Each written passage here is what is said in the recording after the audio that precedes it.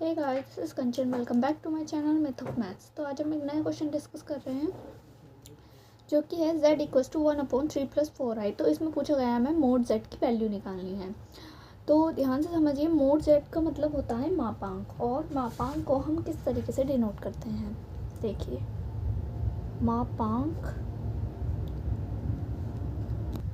मापांक mode z equals to होता है रूट में x² + y²। ठीक है, तो मापांक को हम mod z equals to root x² + y²। तो हमें जो ये गिवन है z इक्वल्स टू 1/3 + 4i, इसका हमें मापांक निकालना है। तो इसके लिए हमें इसे पहले सॉल्व करना होगा। कभी भी सम्मिश्र संख्याओं में जो हमारी वैल्यू है वो मतलब हर में नहीं लिखी जाती, तो उसे हमें अंश और हर अंश में बदलने के लिए जो आई है वो हमारा हर में नहीं लिखा जाता, तो उसके लिए हम ऊपर नीचे इसके अपोजिट से मल्टीप्लाई करते हैं। देखिए 3 + 4i था, उसी तरह से हम 3 - 4i से ऊपर नीचे मल्टीप्लिकेशन करेंगे। उससे क्या होगा कि देखिए ऊपर आ जाएगा 3 - 4i, और इनकी जब मल्टीप्लिकेशन करेंगे तो ये फॉर्मूला बन रहा है a + b, a - b का मल्टीप्लिकेशन का। तो वो होता है फॉर्मूला a² - b²। तो 3 का स्क्वायर 9 और b यानी कि 4i का स्क्वायर। यहाँ देखिए ये कुछ इस तरीके से फॉर्मूला बन रहा है, 3 + 4i, 3 - 4i। तो यहाँ पे 3 का स्क्वायर बनेगा -4i का स्क्वायर बनेगा। तो हमारी वैल्यू आ जाएगी 3 × 3 = 9, 4 का स्क्वायर 16 और i का स्क्वायर, i का भी तो स्क्वायर होगा। ठीक है, तो जब इतना हो जाएगा तो यहाँ पर हम लिखेंगे 9 - आई स्क्वायर की वैल्यू होती है हमारी -1, तो माइनस माइनस प्लस के 16, तो वैल्यू आ जाएगी हमारी 25। ठीक है, तो नीचे यहाँ पर जो वैल्यू आ गई हमारी 25 आ गई, और ऊपर 3 - 4i था। अच्छा, अब आगे करते हैं हम। अब यहाँ पर देखिए, हमने जो 25 था वो 3 के नीचे भी लिख लिया है, 4i के नीचे भी लिख लिया है। तो हमारी जो सम्मिश्र संख्या में वैल्यू होती है वो कुछ इस टाइप से होती है, a + ib की फॉर्म में। ठीक है, तो ये i वाला जो होता है वो होता है हमारा रियल पार्ट, और b वाला होता है हमारा इमेजिनरी पार्ट, क्योंकि वो i के साथ होता है, सम्मिश्र संख्या के साथ होता है। ठीक है, मापांक का फॉर्मूला क्या बताया था, z equals to root x²। x इसमें हमारा रियल पार्ट है और y हमारा इमेजिनरी पार्ट है, यानी कि a हमारा x² में आएगा और b हमारा y² में आएगा।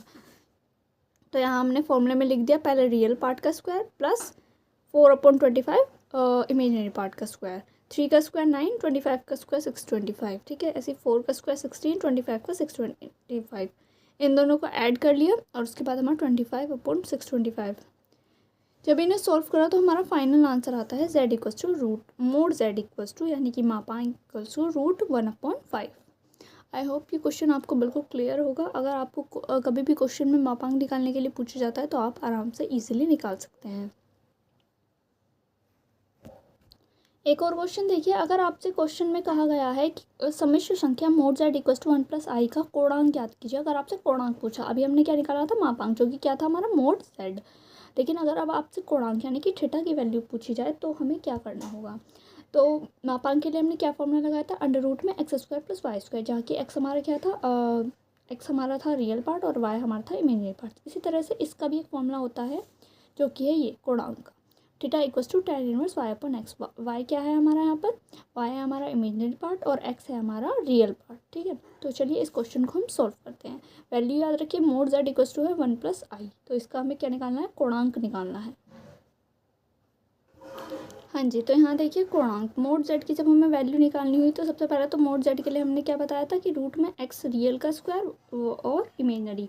रियल हमारा 1 है और इमेजिनरी यानी कि i की मल्टीप्लिकेशन में भी कुछ नहीं है, हम 1 कंसिडर करेंगे तो उसका भी स्क्वायर। तो इन दोनों का जब स्क्वायर करा तो √2 हमारा मोड z यानी कि मापांक आता है। अब कोणांक के लिए हमने फॉर्मूला ये वाला पढ़ा था, जहाँ की ऊपर y और नीचे x। ये देखिए, ऊपर y और नीचे x, y हमारा इमेजिनरी, x हमारा रियल। तो यहाँ पर इमेजिनरी भी 1 है और रियल भी 1 है, तो इन दोनों का अपॉन और फिर 1 वैल्यू किसकी होती है, tan में 1 वैल्यू होती है tan π/4, यानी कि tan 45 की वैल्यू। देखिए theta equals to tan inverse 1 की वैल्यू पूछी गई है। ओके, तो इसकी वैल्यू जब हम निकालेंगे तो हम यहाँ पर लिखेंगे tan इनवर्स tan π/4। ठीक है, तो tan इनवर्स और tan रिप्लेस हो जाएंगे, तो यहाँ पर थीटा की वैल्यू कितनी आएगी, π/4। तो ये देखिए ये हमारा फाइनल आंसर होगा theta equals to π/4। I hope आपको मापांक और कोणांक ये दोनों अच्छे से निकालने आ गए होंगे। अगर कोई भी डाउट हो तो आप कमेंट बॉक्स में पूछ सकते हैं। Please like share and subscribe.